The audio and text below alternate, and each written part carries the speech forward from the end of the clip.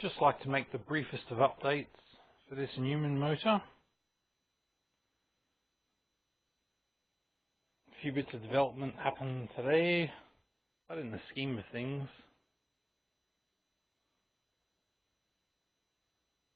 little more than bird's seed. Very easy to please these guys. I, however, am not so. What I've added to the circuit is this. It's not the most shop-ready practical solution, but it does prove that this, contrary to popular opinion, is actually possible to do. The motor remains unchanged. I've of course attached the stepper motor to the back of it. It doesn't make a particularly great generator, but it will power a couple of lights. Not very efficient, but that's good because it underlines the overall efficiency of this system. So what I've done here is add a few extra unnecessary resistors into the H-bridge arrangement. That means if something goes wrong with the timing, the trigger timing, and both of them incidentally happen to turn on at the same time, then they won't just short themselves out and explode. The real difficulty with running this Newman arrangement was, of course, getting the high voltage from the motor, its sine wave, to go where I want it to. I'm currently powering it with a square wave, like that, just on, off, on, off, on, off. And there's a small break in between each on-off cycle, because the dead zone of this motor doesn't produce any power from about there to there. So all we're running is from basically there to there. That's where the real power is, and almost no energy consumption. So that's what we're doing. Now, I've got this running happily at over 500 volts. Seems fine.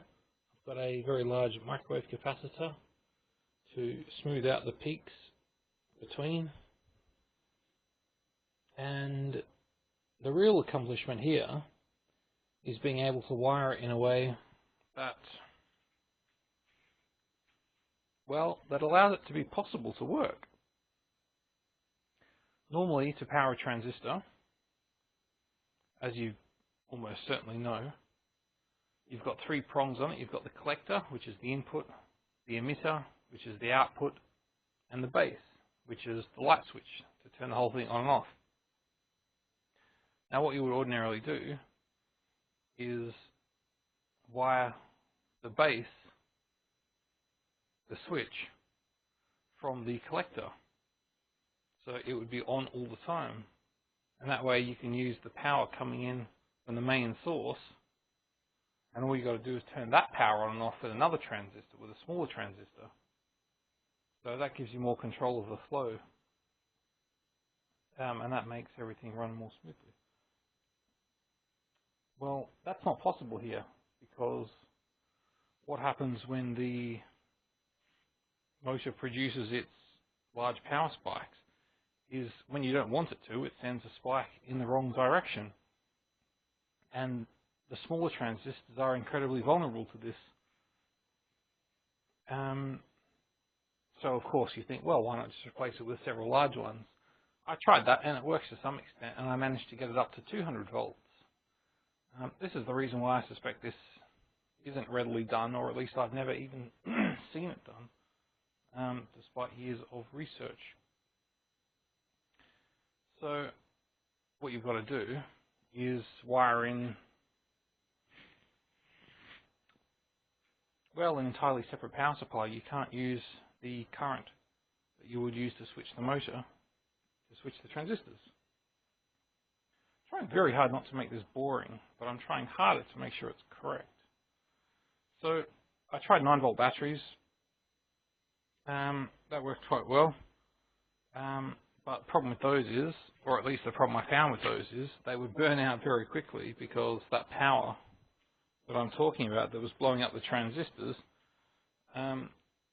came up obviously they wouldn't go through a diode in one direction, but they would, in a reverse cycle, go back around through the battery, which is annoying, and destroy the batteries, and just travel through the diode in the other direction. Problem. So basically what I've done is got some rather rugged capacitors. These haven't been destroyed. In fact, I've got no indication of any degradation whatsoever, and they should be fine to actually take this kind of treatment. And put a few resistors in as well to assist the process. So I'm not completely happy with the motor at this point. It's not an ideal arrangement, and I'll explain why in a minute. This power supply, putting out about 20 milliamps, 14 volts, and that will be powering the switching circuits. This guy here will power the transformers and the bases, and this should all still be wired up correctly, but I'm just going to turn it on and find out. We've got a trigger on each side, which is probably unnecessary. I've got to clean that up as well. The pickup on this side will run past those two magnets and switch the lights on and off. And when the lights come on, I can feel there's a lot more resistance in the motor. When the light is on, it's much more difficult to turn because the transistor's open. So I'm going to get that in the midpoint. Somewhere like that would be absolutely fine. Turn on the main power supply. And there we go, the motor just jumped. And the voltage is barely enough to make it run. Got a bit lucky there. I think half the reason why is because there's a load connected to it, albeit it's not pumping much power through it at the moment. If any, actually. What I'll do is turn the current up slightly. There we go. That's running much more happily now. Got a bit of a load on there. Fine. I hope my new microphone's going well. The ones I bought off the internet were terrible. Absolutely terrible. This one is desoldered from the camera, which I'm using to record, and pinned to my shirt with one of my $1 eBay microphones, which incidentally didn't work at all. So we've got 500 volts going in there now. It's not really capable of much more, even if I give it more. It'll put in about 550, 560 or so. The output power is negligible. It's obviously not a good balanced load.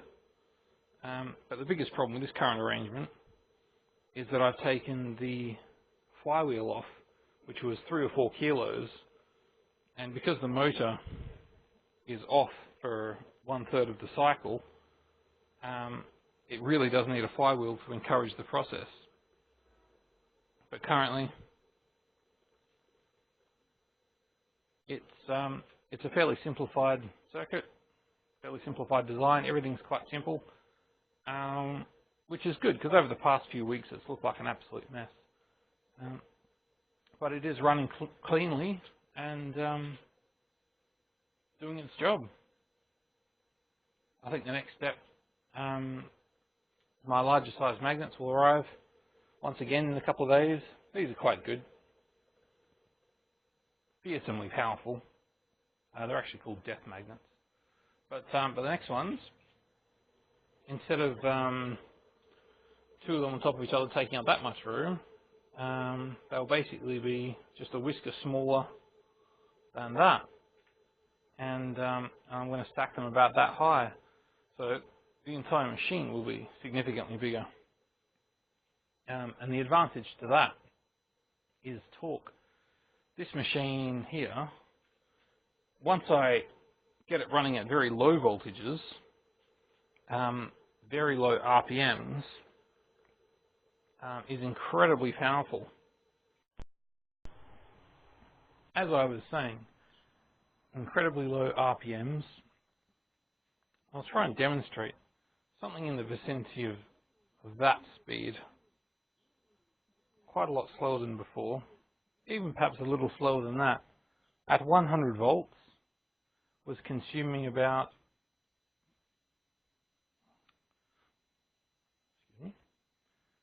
0.2 of a watt, give or take, even a bit less, 0.15 of a watt. And the power yielded from that, judged by myself holding a 10mm shaft, well, I was unable to stop it. At least in the middle of the strongest part of the power stroke, which may only be 30 or 40, or probably 40 or even a bit more percent of the cycle. The problem with that is, of course, which is great, you know, I can hold the shaft, I cannot stop it, and it's using 0.2 of a watt. That is clearly extremely cheap energy. But of course, the other half of the cycle, if you're still holding it, it will instantly grind to a halt. And of course, speeding it up again, it's less efficient, which I find odd. Anyway, it's a little gymnastics apparatus. I've got it all working in my head, and on the bench it seems to be pretty good too. So, what I'm going to do is, as I said, install those larger magnets, make a larger machine, and get larger torque for probably something like the same input power. But I'm going to adjust that, obviously. I'm going to make it considerably more input power using thicker wire and the same massive wire. So instead of 1.7k ohms, I'm going to try and go for something in the vicinity of 500 or 600 ohms. I'm going to do some experimenting with that over the next few days. So I'm quite happy to pay for my 30, 40, 50 watts output of this larger motor, which is, I suspect, all it's going to be. But on the plus, at least I'm only paying 5 watts for it. And that seems to be pretty much in the vicinity of how these things are occurring. You should get a look at this camera. It's fantastic. Completely non-waterproof. You can see the circuit boards on the front. Fantastic. I love walking through a sprinkler. Anyway, I'll install a new lens. And if it doesn't work, I'll buy a new $30 4K camera. So, I'm going to get back to work, see how it all pans out. Give you an update shortly. This guy too, I just invested in a can of petrol. And some foggers. So, oh fog.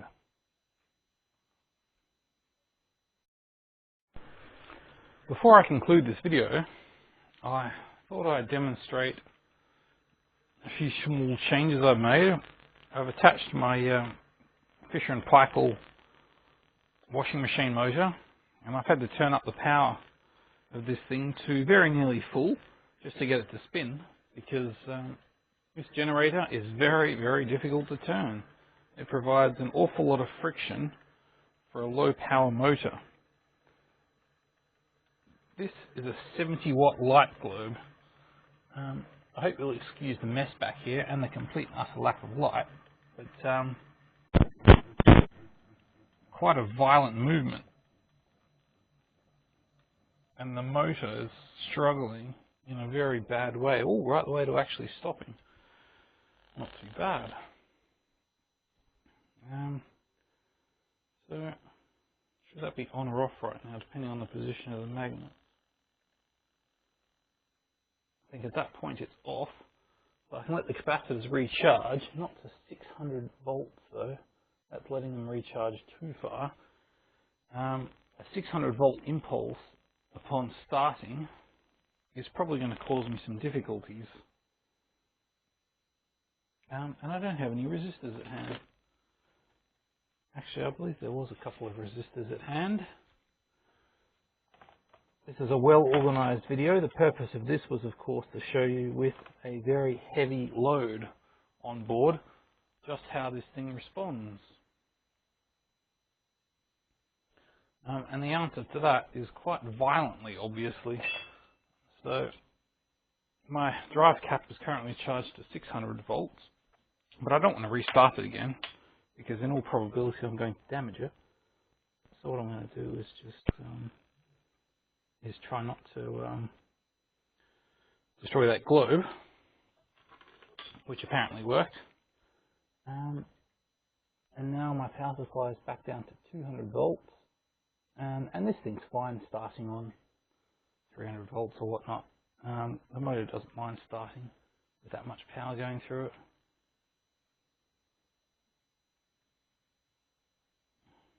Although it is ludicrously hard to turn right now, for reasons that aren't entirely clear. Perhaps that unprecedented violence caused some difficulties. This would not completely shock me. In fact, it feels to be somewhat...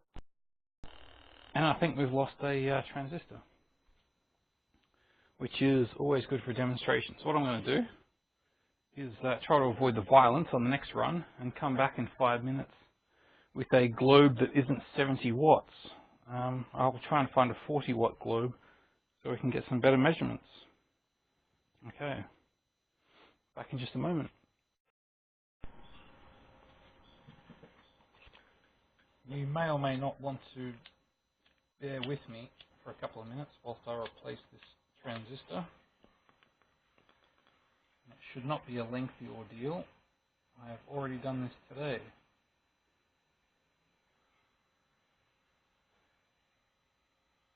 In fact, it's surprisingly therapeutic, but that's because I've already got this circuit dialed in.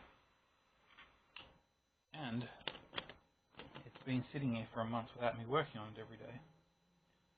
So the whole process is not all that brutal, really.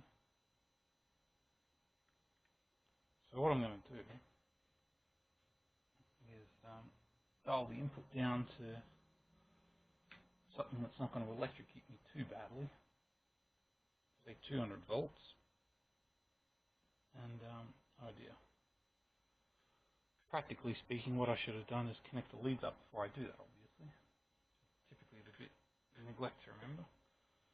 So, grab this live lead with a rag and earth it. No sparks on earth. And then rotate the motor.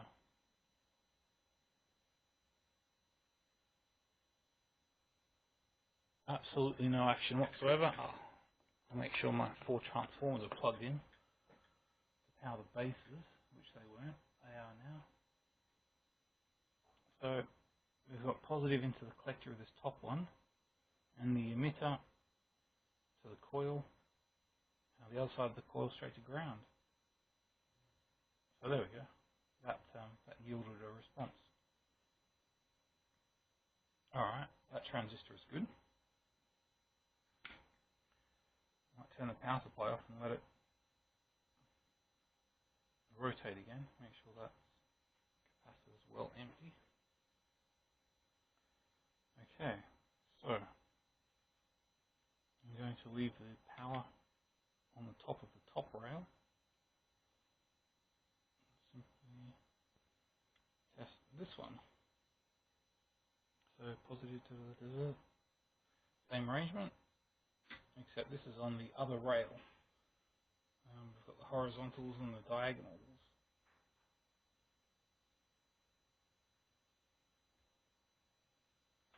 And I can immediately feel that this motor, even when grasping it by the 2-inch wide commutator end, I can't actually.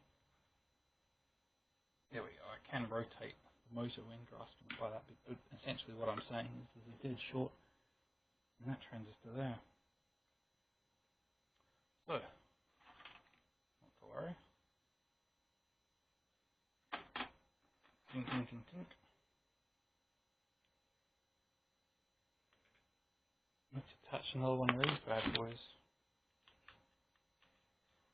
Hopefully we only damaged one of them, but I should hardly be surprised. The video in which I blew it up, which was actually only 10 minutes ago, was recorded in a very rough and crude manner. Far from being gentle on the apparatus, I find a video is really the best time to stress test something. Quite nice to know if it's going to implode or not. So, let's see if we can remove this one without incident.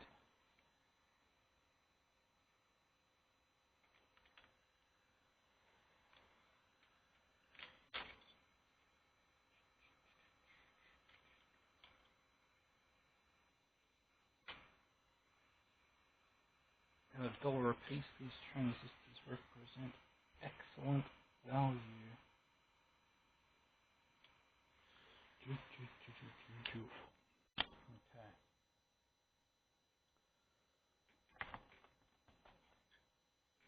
Viewers at home might think this is genius, but actually it feels like I'm at risk of placating my audience and the world.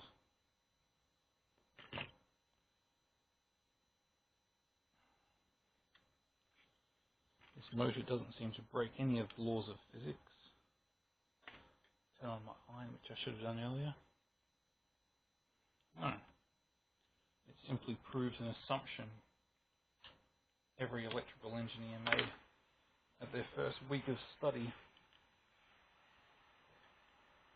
which is if you put 1,000,000 wraps of wire around a coil and use it as a motor, there's going to be so much resistance that it doesn't use any power, and then you have an extremely efficient motor. The question is, of course, does that mean that 1,000,000 turns of wire, even at low power, can actually produce a worthwhile magnetic field? And of course the answer to that is yes. But at the time, you don't really know. All you've got to go on is intuition. And intuition at the time said yes, yes it can. But then it begged the awkward question, of course. If you can build a stupendously efficient motor with the first day assumptions of a first year engineering student, then why aren't they all built that way? Well, the answer to that becomes fairly clear in the second or third week, when you've asked half a dozen of these questions, none of which you've received a solid answer. You simply get a long succession of winks and nods and, well, why don't you try it?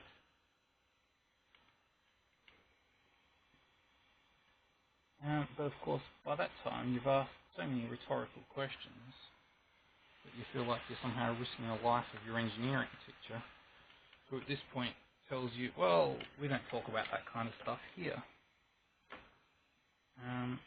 Although, to be honest, that was more in the 4th or 5th week that I received that remark.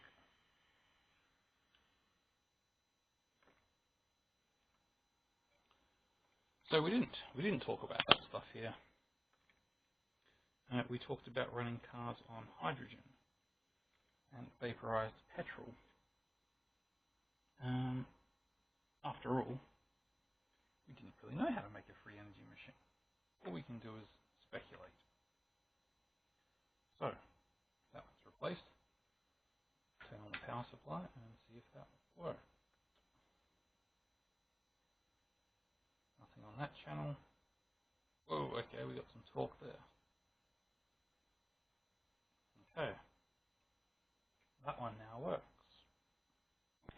So, turn it off again. Empty the capacitor. Now we'll try the bottom two.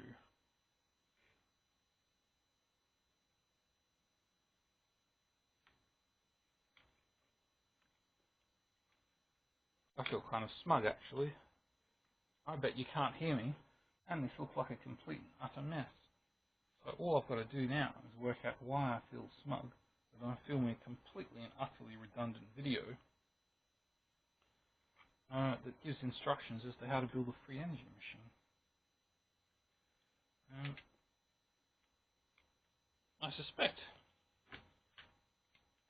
that does in some way explain the nature of the industry, however. Since there's a lot of people with these curiosities, I have no idea where they are. No idea at all.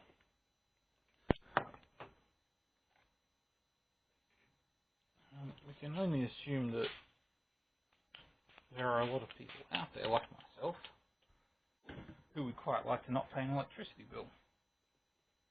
And quite a lot of people who are engineers, electronics technicians in this instance, and really have gone so far as to actually try to build one. Why they have failed remains unclear, unless of course they have succeeded. So, what we're going to do here is put the positive on the collector in the traditional sense. However, I think it's wise to actually put the motor in between. There we go. So positive on the motor, collector to emitter, common emitter. Okay. Back on with the power supply and see if this one works. It turns straight away. And the other side's not doing much, I'll keep rotating. There we go, we've got some torque, but the power is down to 40 volts, so I might just turn it up to 100 and see how it responds. So something does feel a bit odd, to be honest.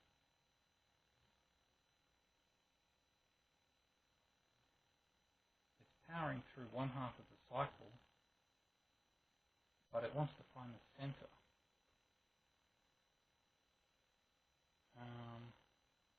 Yes, we have a short circuit. This is on continuously. It is sucking over 60 milliamps from the high voltage power supply at 120 volts, irrespective of what I'm doing. So that can mean either I've wired it up incorrectly, which appears to be not so. Although what I did after I tested the last one is unplug a set of 4 transformers. So I'm just going to replug those in and rerun the test. But I suspect it's redundant because we found another dead transistor.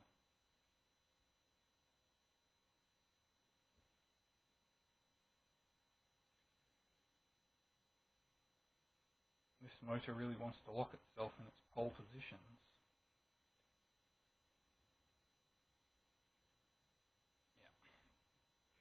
He is really not doing what he's supposed to be doing. Not even close. That's a shame. 2 dead transistors. But I'm not going to stop counting yet, because although that is a bit unusual, it's entirely possible, with that violence that preceded this endeavour to repair, that we've got quite a lot more than 2 broken. But given one of the top ones still works, it's entirely possible that only 2 were broken. Which wouldn't be too bad.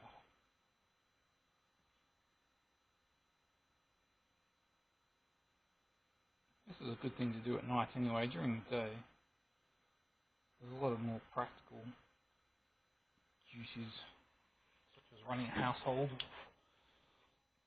or building the free energy machines, like pendulums that involve carrying lots of weight around.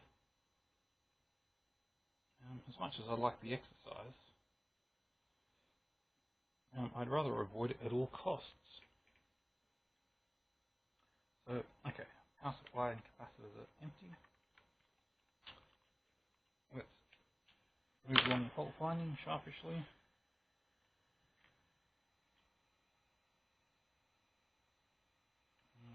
out this bad boy.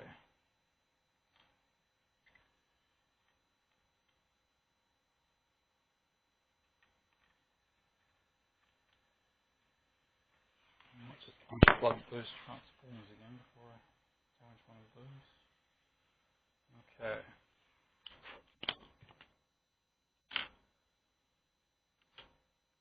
I think it's good that people post utterly redundant videos on YouTube, because without them, the tedious practicality of videos like this might actually become popular, which would probably unsway the balance of the globe, of the global political structure. Ow, ow, ow. None of which I'm particularly interested in. My soldering tool is extremely hot. Spray a little water on it and try and proceed. So anyway, no one's really interested in unbalancing the global political or energy structures. I don't find that kind of stuff all that amusing.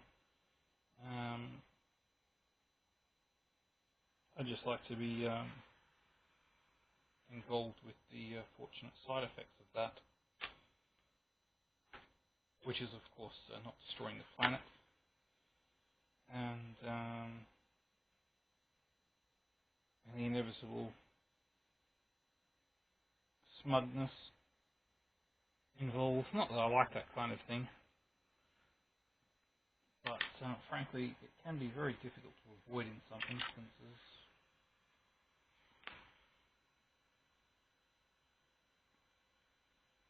So, in the interests of mankind, and not destroying our precious planet,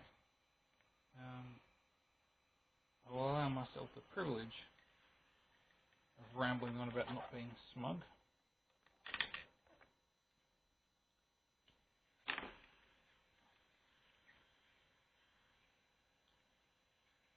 Because in actuality, it's really an altruistic endeavour. And all the emotions you want to experience as a result of that are kind of in keeping with the whole theme, i.e. quite clean and positive.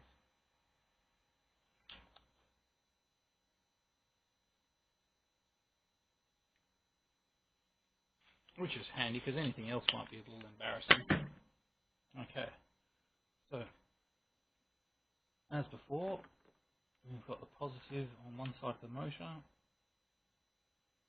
stretching over to the collector, and our emitters are connected, and of course our entire base of our transistor and triggering system is isolated, so we need not worry about that.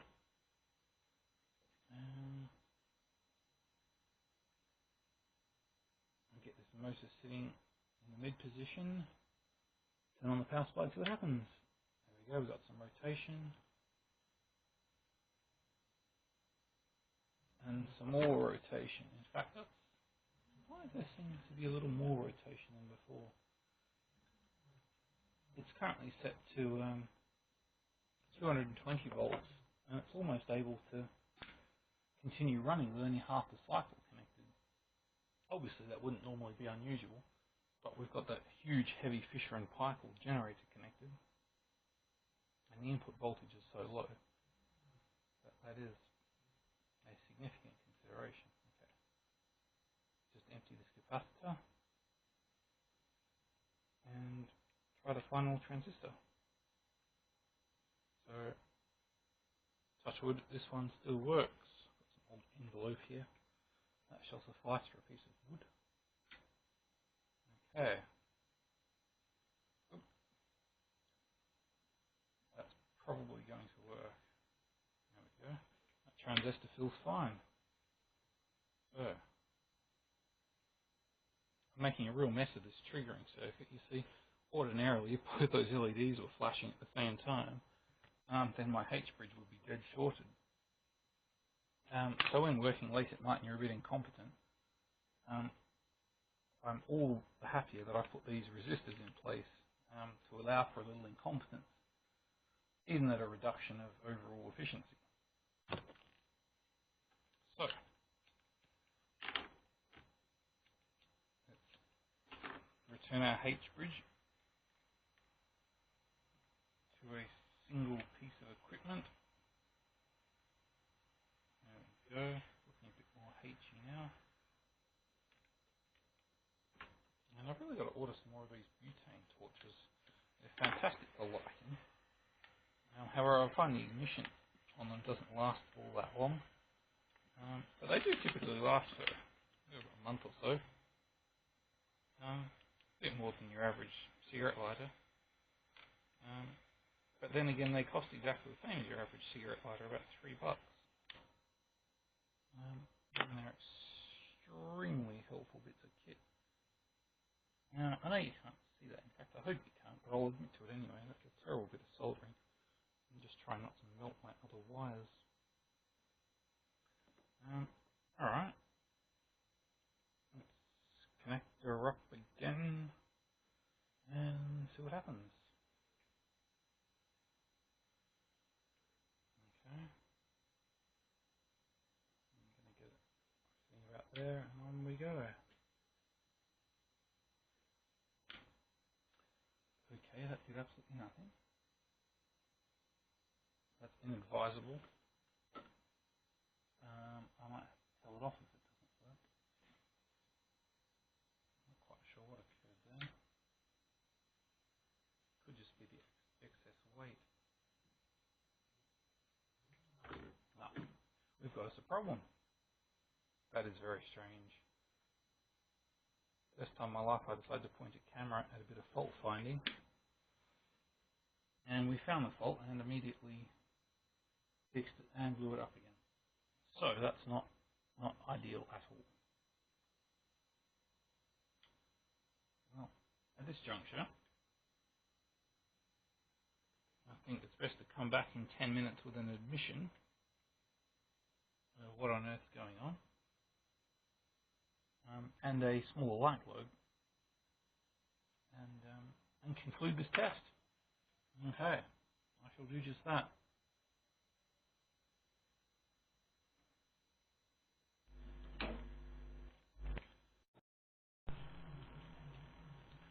I recall small amounts of irony.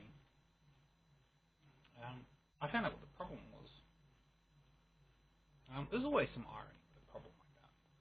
Basically, I blew it up again, at least one of the transistors.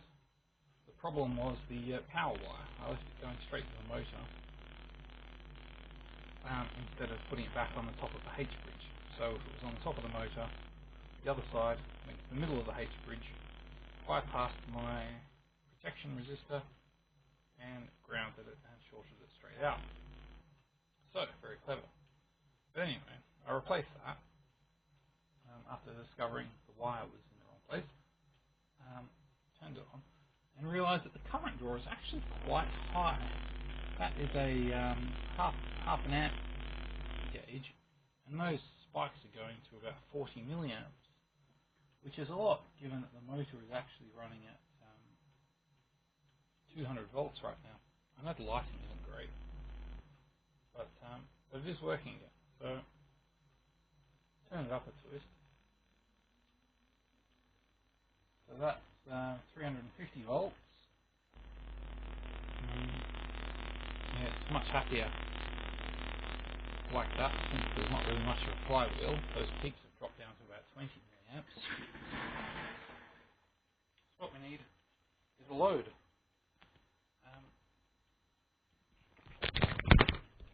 And for that coffee, I made it not go cold after I discovered that small problem. So, there's a bit of an update. I'm going to clip my microphone on and go find another one of these. Okay, BRB. Okay, well the good news is I managed to find a light globe. It is only 25 watts, at least I think it is. It's so old the writing is pretty effectively scratched off. So, I'm going to solder a wire to it and find out if it works. Oddly enough, most of the fittings around my house are screw fittings or new mini bayonets, so I don't actually know if I've got, or I'm simply not connected at all, so I don't know if I can actually test this light globe in any quick fashion other than simply soldering some wires to it and connecting it to my homemade power source, which is an aspiration a little further into the future, I'm afraid, because I have a suspicion that this motor in its current state is not going to self-run and power this light globe at the same time. Although that said, I suspect this motor could self-run and power a small LED globe. Now, as much as I'd like to set up a demonstration to show that, I would have to rejig quite a few components, and it would actually be fairly difficult to do. I would have to put a transformer on the output of my generator to get it down to the right voltage to run, and that is, of course, working out the peak power to run it at, or to release the peak voltage. So yeah, looping these things is probably going to be a bit difficult. I'm not going to set that up at this time, because I like to take the path of least resistance, and in this instance that would mean waiting for the next version of this motor to come along, which should be quite large. Whoops. Oh, I just knocked something. Crap. No, I didn't. I stuck the end of my soldering wire between the pins of this LM78 regulator, which is powering the... that is such bad luck. But that's okay. I seem to get a lot of negative marks for incompetence, especially gratuitous incompetence, which is really my favourite kind. So, what did I actually short out? I'm pretty sure I shorted the centre pin, the ground of the regulator, to the output. And you probably heard the fan spin up on my power supply. So I'm not actually sure if it's damaged at doing that. So that feels like it's actually still working. I may have gotten lucky with that one. Turn the input supply back on, and what do you know? It works. I should also mention that I get incredibly lucky. Along with the incompetence comes an awful lot of luck. I seem to short things out all day long with complete and utter impunity, except that last bit. Okay, so we have a 25 watt globe. Get rid of our 70 watt globe.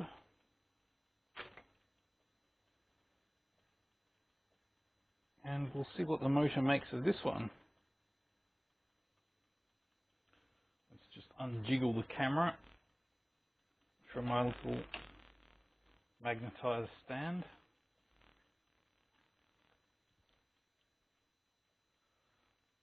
Walk it around without the cable getting stuck, and here we go. People who make videos really do deserve my respect, because they try very hard, and it shows. But you don't really realise how much it shows until you realise how bad your videos are. Okay, let's touch this on and see what happens. There we go, that's some action. And it doesn't completely stop the generator this time, which is good. Oops, there you go. Look, I just got hooked on my there we go. Okay. And almost on there as well.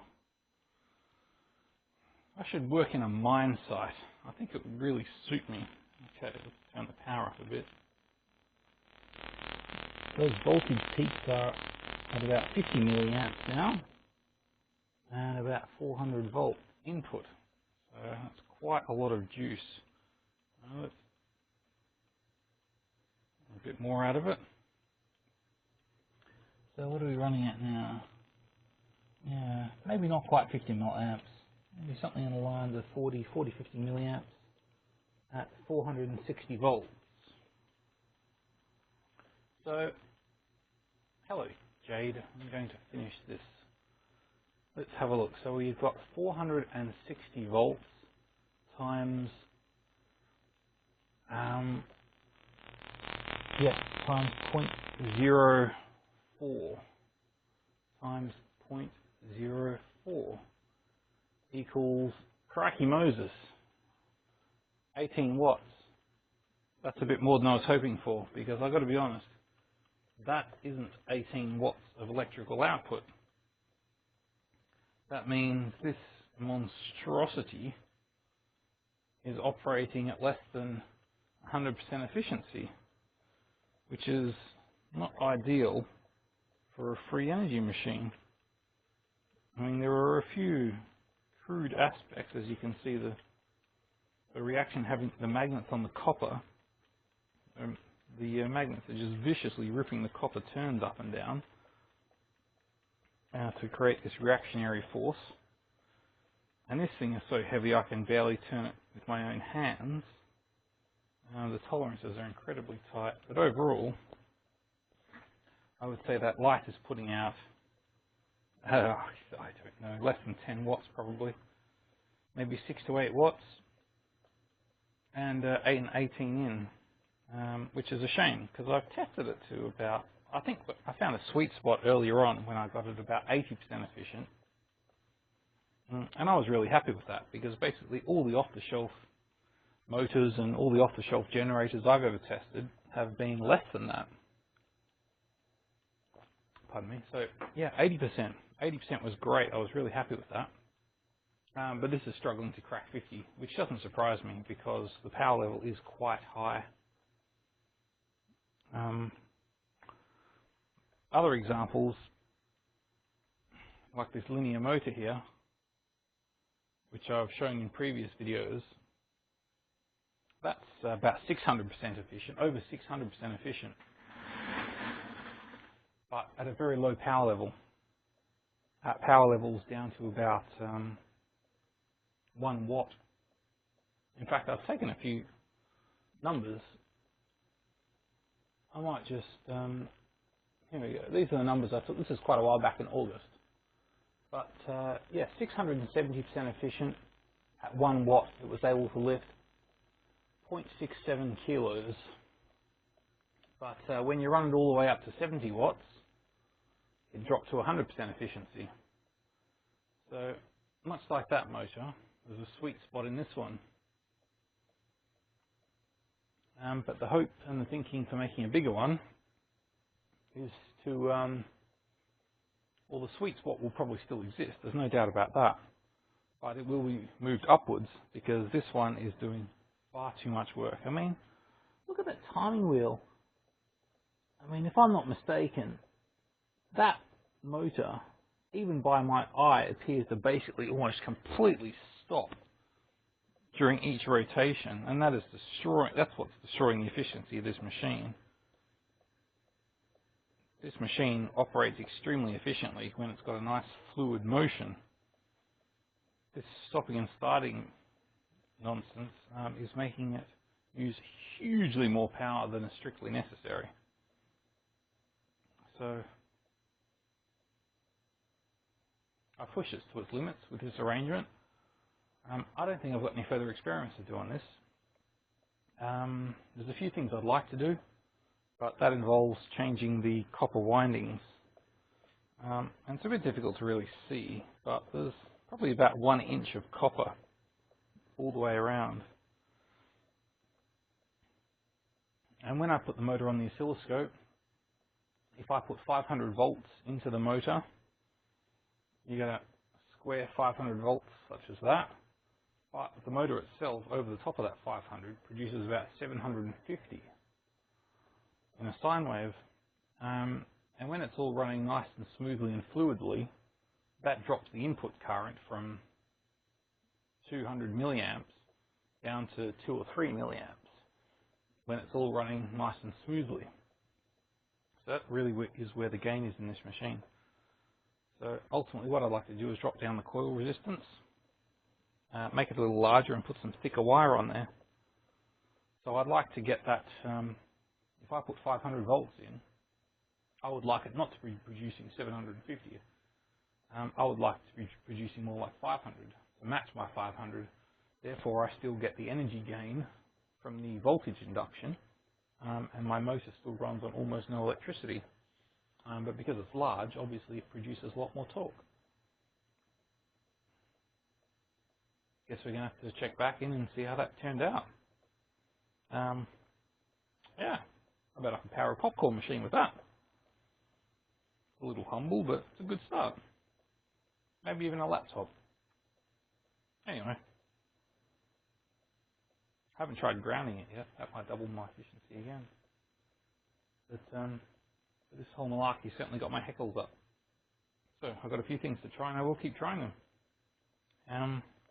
Going to go on the attack, just like this vicious-looking motor. That is a really crude and aggressive motion. And it pretty well summarizes how I feel about the thing. We're going to push the next one to its limits too. Come back and find out how it goes. That made the difference. We got rid of Newman's mechanical commutators and all the problems incurred by those. And we've replaced it by something modern, which really works. Really works well. So this machine should too. 2/3 battery left on my $30 camera. It's really quite pleasing, quite a bargain. Before I conclude, I did have one final thought. When I turned the motor off, I thought, gee, that was really cool. I wish I showed you that. So what I'm going to do is turn the power supply back on to a modest level. What would be wise at this point would be to disconnect the load, which is actually quite warm. I'm going to start the motor, reconnect the load, and then turn it off again so as to demonstrate how long this capacitor lasts, how long it can run off this. And it's not a supercap by any means. This capacitor is 450 volts, 560 microfarads, 460 volts. And obviously I was running it at about 550 volts, further destroying my energy, creating some extra losses there. So I'll fix that up again soon, put a bigger cap on there, which will be nice because we'll make this thing even more efficient. But anyway, there's our globe. Pumps away nicely. And I can barely turn this generator right. This is a really heavy generator. And there's a fair bit of power coming out of there, and that is an electrolytic capacitor, and you know, not even a big one, 560 microfarads. It's really not that big. So, and that could fairly be termed a heavy load. So, it's up as high as it'll go. Let's turn it off and see how long that capacitor lasts. Just a second, but you know, it's worth seeing. Giggity.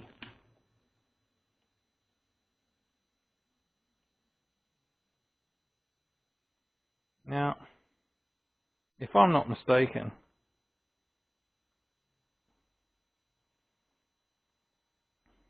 that is every bit as long as that globe should last on the capacitor by itself. At least I was impressed by that. So yeah, okay. See if we can organise something amusing next time. Enjoy.